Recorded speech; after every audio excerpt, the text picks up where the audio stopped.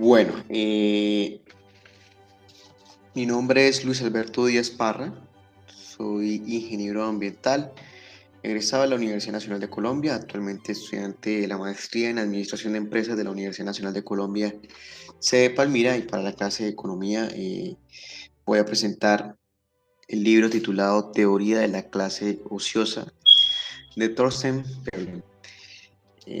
Este documento se divide en aproximadamente 14 capítulos, donde Thorstein Veblen, en su original, lo que realiza es un análisis crítico y casi que sacrifica o menciona los mecanismos que llevan a una determinada clase social a apropiarse del ocio y entregarse al consumo exacerbado, consumo que cumple una función social fundamental en la reproducción económica. Entonces, iniciaré con el capítulo 1, clase ociosa bárbara. Referirnos a la clase ociosa bárbara es referirnos a las clases altas, las cuales están exentas de ocupaciones industriales, es decir, que se dedican a tareas específicas como la religión, gobernar y la guerra. En estas, el rango es más alto o medido entre mayor sea su economía. De igual forma, debe reunir unas condiciones para que se considere clase ociosa. Estas son tener hábitos de vida depredadores como lo es la ambición, consumismo, suficientes medios de subsistencia, lo cual le permite no trabajar, y algunas tareas son consideradas dignas y otras indignas. Por otra parte, aparece la clase baja o pobre, las cuales consiguen el sustento de vida por su trabajo, demuestran en ocasiones lo que es la inferioridad y sin posibilidades ni capacidad de adquisición que les permita alcanzar un nivel alto de superación. Capítulo número 2. Emulación pecuniaria. En este capítulo podemos ver cómo el surgimiento de la clase ociosa coincide con el surgimiento de la propiedad privada, que genera que los hombres, en una constante lucha por la posesión, donde la teoría clásica explica la lucha por la riqueza y cómo la lucha por la existencia a su vez sobre la propiedad privada no surge por la existencia, sino por el valor que va unido a la riqueza. Pero la distinción valorativa se convierte en una comparación entre el propietario y los demás miembros de esos grupos. Conforme se alcanza el desarrollo en la actividad industrial, la propiedad acumulada sustituye a las hazañas como muestra de su prepotencia y éxito, considerando así la posesión la base de la reputación. Ahí es cuando todo esfuerzo realizado tiene como finalidad demostrar la riqueza y el poder. Capítulo 3. El ocio ostensible.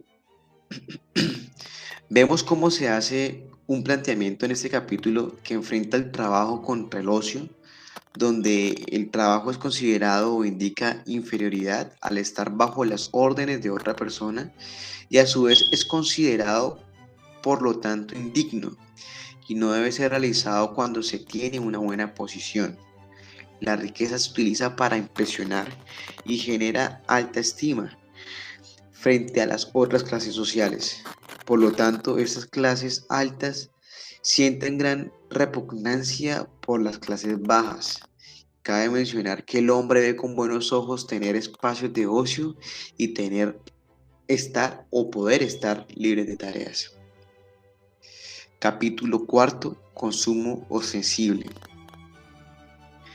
En este capítulo se basa o está basado en presumir el consumo y derroche de forma improductiva. Es en este caso considerado un hecho de honor y natural. En la clase ociosa, el consumo es limitado y sus tareas son consideradas nobles. Por el contrario, en la clase baja solo han de consumir lo necesario para subsistir. Capítulo 5. Nivel pecuniario de vida. En este capítulo se considera que es más difícil retroceder en la escala de gastos que ampliar la escala acostumbrada como aumento de la riqueza. Capítulo sexto. Cánones pecuniarios de gusto. A quien encontramos nuevamente que el consumo es una exigencia del derroche ostensible, movido por un deseo de adaptarse a los usos establecidos, donde los objetos no solo son valorados por lo práctico, su utilidad y belleza, sino por su valor económico. El canon de lo costoso afecta el gusto, confundiendo el criterio de lo costoso con lo bello, incluyendo los animales domésticos de preferencia, por ejemplo, el caballo. El físico también muestra la ociosidad basándonos en el ideal de la grandeza de la belleza. Capítulo número 7. El vestido como expresión de la cultura pecuniaria. El vestir juega un papel importante a la hora de gastar ostensiblemente, ya que ofrece al observador un indicador o una primera vista del poder económico. Los cambios de moda exigen nuevos estilos que se tienen que conformar a las exigencias de un derroche, contribuyendo en el hombre a realizar su reputación, donde la reputación exige que el vestido muestre el gasto derrochador. Por lo contrario, en las clases más pobres, las mujeres imitan al vestir la clase alta y solo es utilizado los días de fiesta. Capítulo número 8. La exención de tareas industriales y el conservadurismo. Aquí partimos de la idea de que la vida del hombre en la sociedad es una lucha por la existencia y un proceso de adaptación selectivo. La evolución social ha sido un proceso de selección natural de instituciones las cuales tienden a cambiar y a desarrollarse, y esto supone el desarrollo de la sociedad. El presente forma las instituciones, pero estas llevan consigo circunstancias adaptadas al pasado. Por ello, no están de acuerdo a las exigencias oportunas. Alcanzar un cambio en la estructura social requerirá de un cambio de los hábitos mentales. La clase ociosa rica está protegida gracias a las fuerzas económicas que favorecen el cambio, siendo estas de naturaleza económica, estableciendo así que el retroceso se da con mayor facilidad que el progreso. Básicamente se plantean dos explicaciones de que la clase rica es conservadora.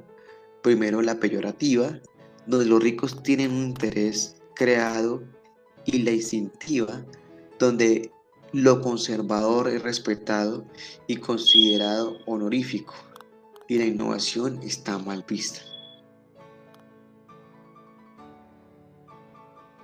Capítulo número 9. La conservación de rasgos arcaicos. En este capítulo, los rasgos o características que definen o creen una clase ociosa produce efectos tanto sobre la estructura social como el carácter de los miembros de la sociedad. La evolución social es un proceso de adaptación selectiva, bajo de presión y de circunstancias en la vida común. Capítulo número 10. Supervivencias modernas de la pobreza. Queda de esta forma claro que la clase ociosa vive para la comunidad industrial, más que con ella misma. Vive para ella, más no con ella.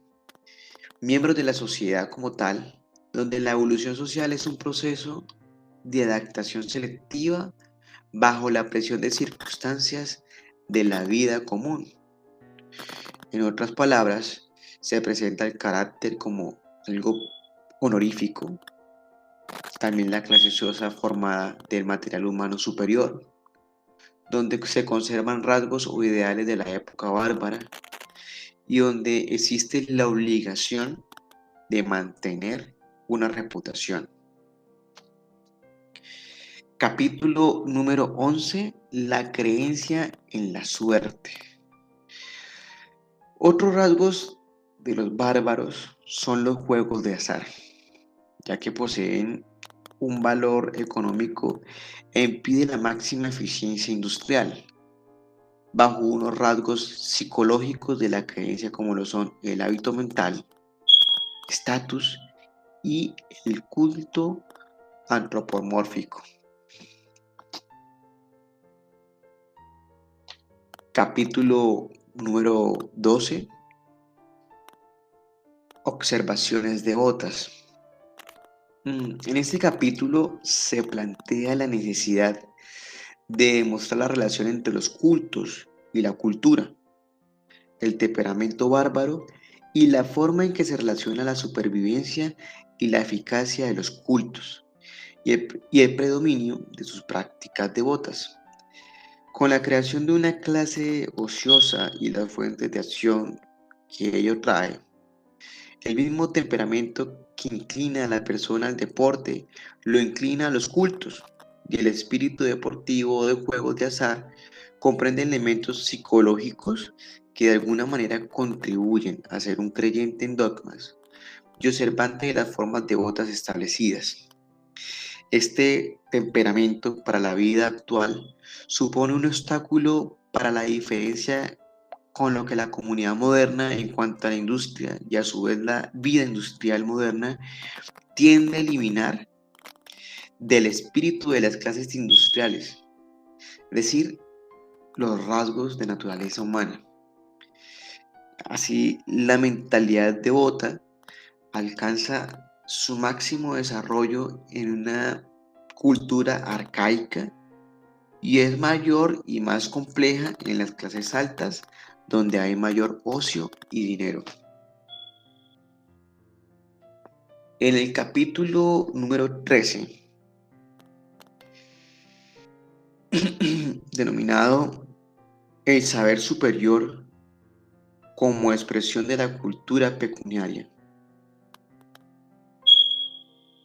se basa en dos grandes pilares y básicamente explica para la comunidad que es fundamental, si dentro de lo fundamental, la disciplina en el esquema de la vida da parte de lo general. Básicamente, en este capítulo, a medida que avanza el tiempo, el culto humano se enfoca en tener diferentes o estar desintegrado debido a la presión que exige la economía y a la decadencia del estatus. A pesar de que la mujer en algún momento, digamos, dentro de lo que es la supervivencia del interés no valorativo, ¿sí? De alguna manera enfoca que a pesar que la mujer tiene un papel importante cuando las actividades en la clase ociosa se realizan con base a un valor no valorativo y no religioso, ya que su posición de inferioridad les impide de alguna manera realizar altos gastos. Es decir, que las exigencias del derroche están firmemente relacionadas con el valor.